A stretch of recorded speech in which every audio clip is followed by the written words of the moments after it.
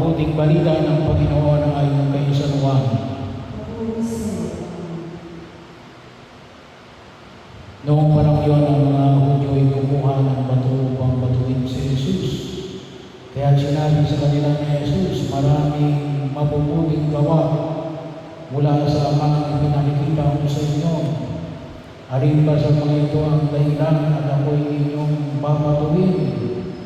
Sumagot siya sa mga Hudyo, hindi dahil sa mabubuting gawa kaya ka namin babatuin, kundi dahil sa paglapastangan mo sa Diyos, sapagat nagpapanggap ng Diyos, gayon tao ka lang. Tumugon si Jesus, hindi ba nasusulat sa inyong kautusan?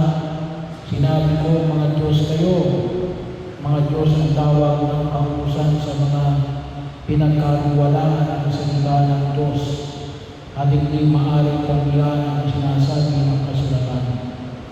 Ako'y hinirang at sinugo ng Ama. Paano ninyong malasabi ngayon na nilalapastangan ko ang Diyos, na sinabi kong ako ang anak ng Diyos? Kung hindi ko ginagawa ang mga pinagagawa ng aking Ama, huwag ninyo akong paniwalaan. Ngunit kung ginagawa ko iyon, paniwalaan ninyo ang aking mga gawa.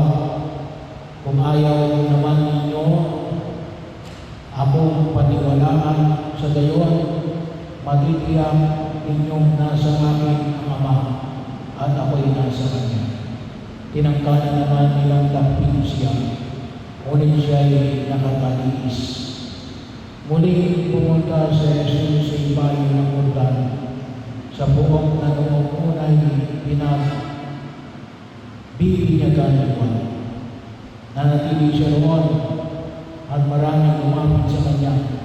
Sinabi nila si Juan ay walang ginawang kababalagan, ngunit totoo lahat ang sinabi niya tungkol sa taong ito.